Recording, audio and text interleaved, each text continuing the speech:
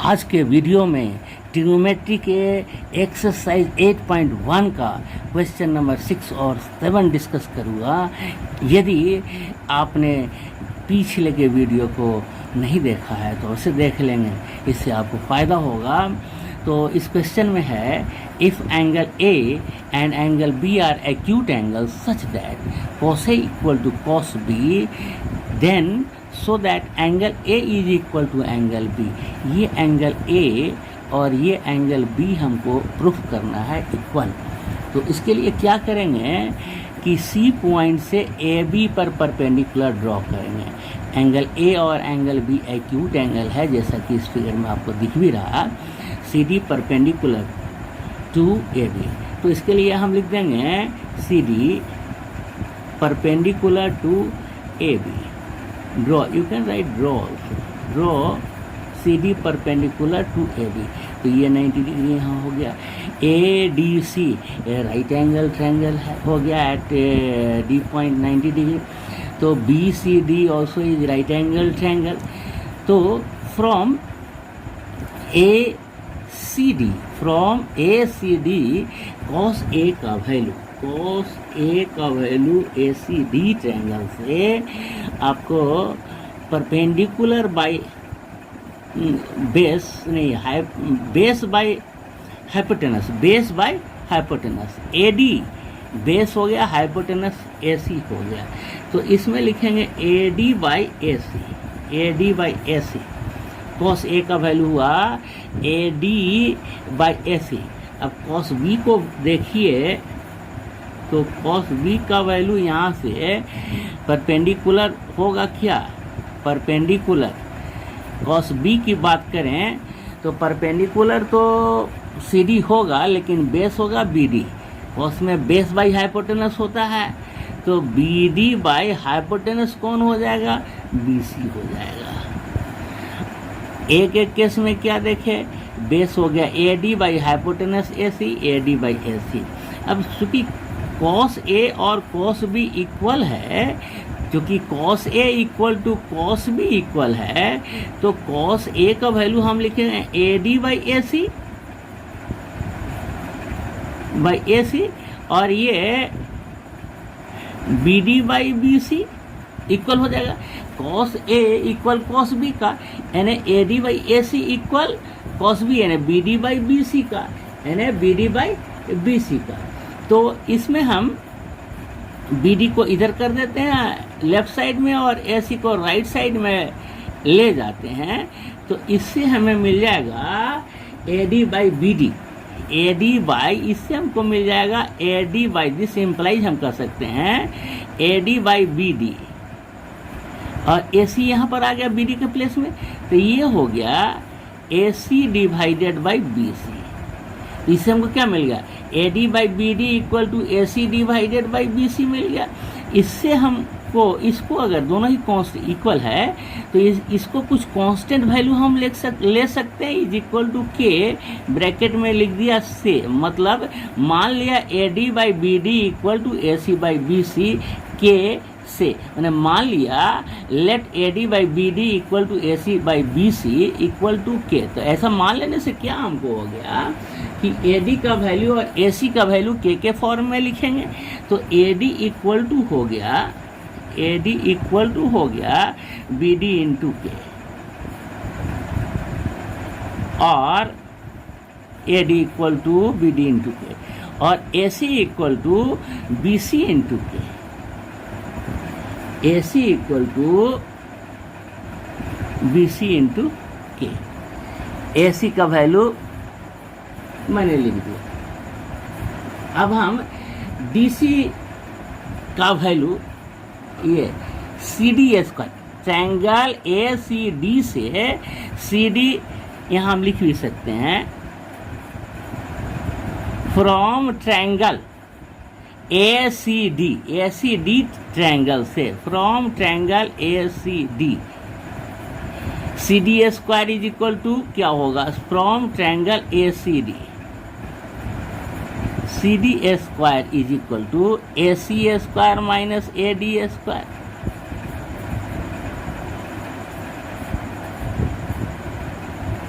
and from triangle BCD.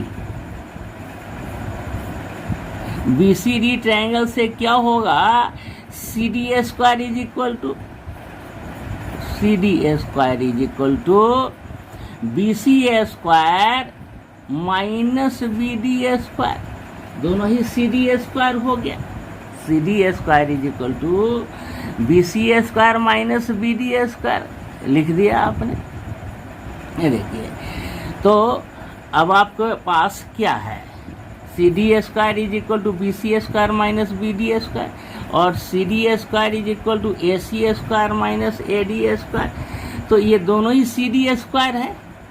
तो हम क्या लिख सकते हैं, देयरफॉर हम लोग लिख सकते हैं ACA square minus ADA square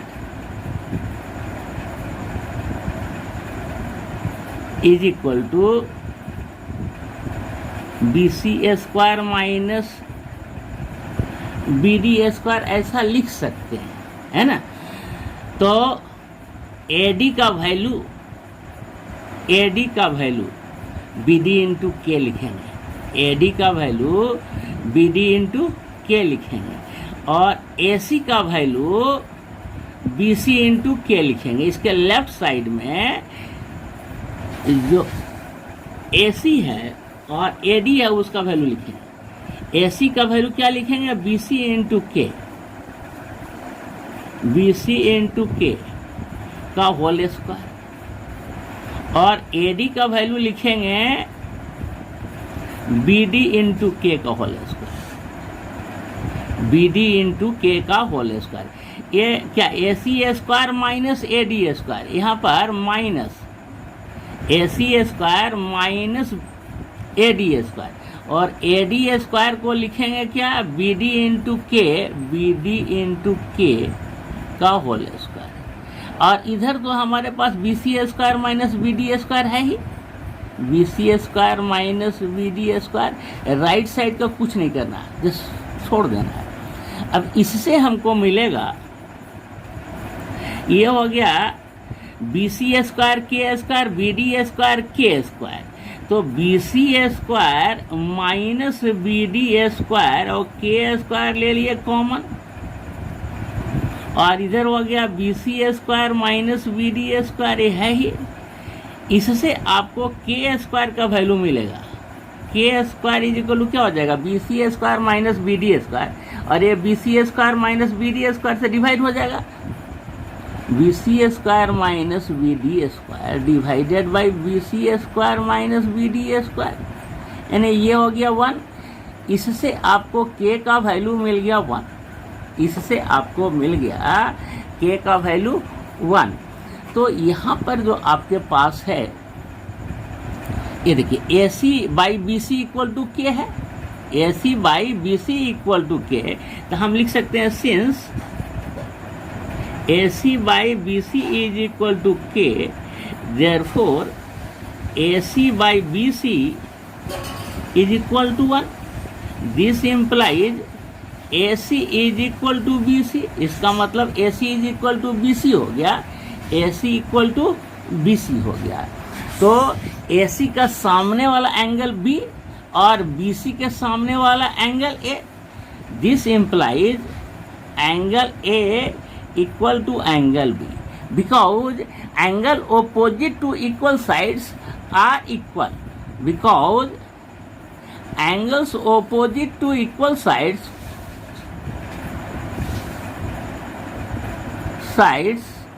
are equal. तो एंगल A एंगल B के इक्वल हो गया. That I had to prove, has been proved. अब नेक्स्ट क्वेश्चन 7 में क्या करना है, if cot theta equal to 7/8, if cot theta equal to 7/8, evaluate करना है 1 plus sine theta into 1 minus sine theta divided by 1 plus cos theta into 1 minus cos theta, and दूसरा निकालना है कॉट स्क्वायर थीटा का value निकालना है. तो इसके लिए भी एक ट्रायंगल कंसीडर कर लीजिए, अच्छा रहेगा. तो ये ट्रायंगल मैं कंसीडर कर लेता हूँ, कोई भी ट्रायंगल कंसीडर कर लिया ABC इसमें इस एंगल को थीटा लेना, ये एंगल थीटा है ना। तो B C by A B इसमें ये थीटा है और कॉट थीटा 7/8 है। Cot theta 7/8। कॉट में क्या होता है, base by perpendicular. Cot theta equal to 7/8।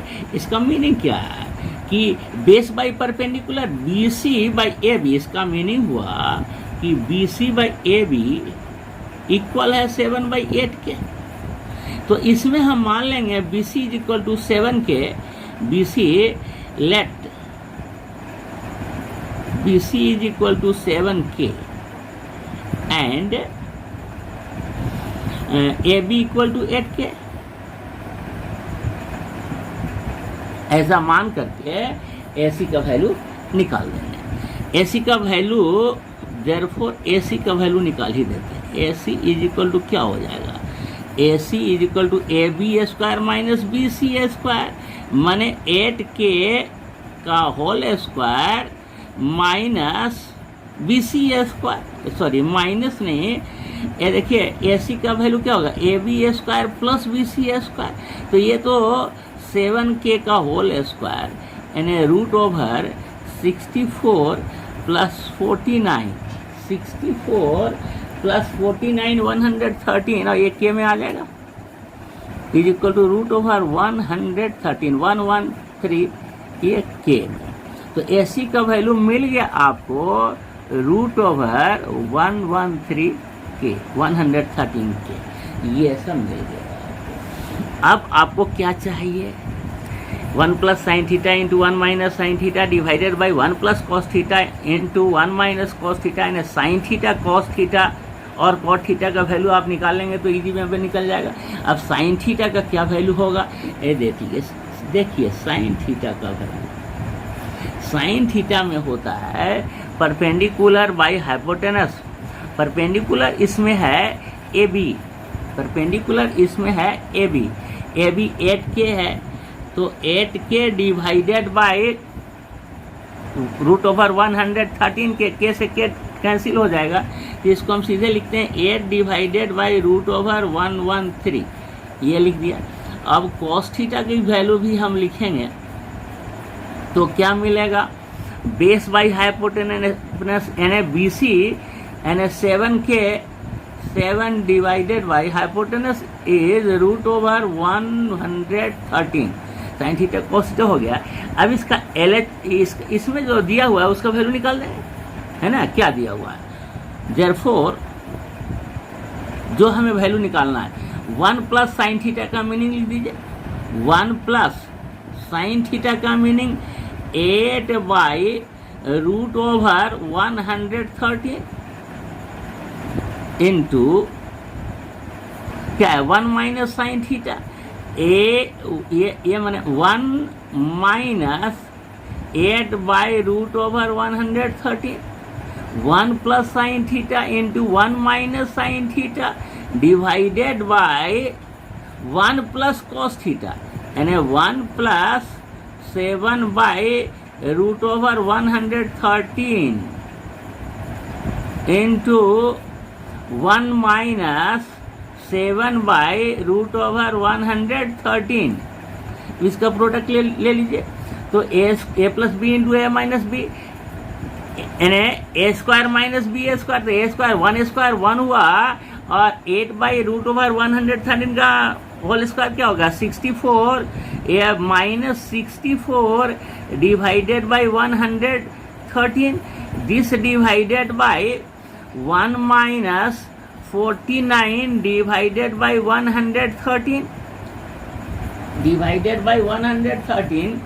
तो ये आपको मिल जाएगा ऊपर में 100, डिनोमिनेटर तो कैंसिल हो ही जाएगा। तो ये 113 माइनस 64 ये आ जाएगा 113 माइनस 64 डिवाइडेड बाई 113 माइनस 49। तो इसका वैल्यू क्या होगा, ये आ जाएगा 49 डिवाइडेड बाई 64। 113 माइनस 64 इज 49 और 113 माइनस 49 इज 64। तो 49/64 इसका वैल्यू, फर्स्ट का आंसर ये आ जाएगा 49/64। जस्ट इसमें मैंने साइन थीटा और इसमें और कॉस थीटा का वैल्यू रख दिया और सॉल्व कर दिया, निकल गया। अब आपको कॉट स्क्वायर थीटा चाहिए। कॉट स्क्वायर थीटा निकालने के लिए आप लिखिए cot square theta is equal to क्या हो जाएगा, AC by AB, AC by AB।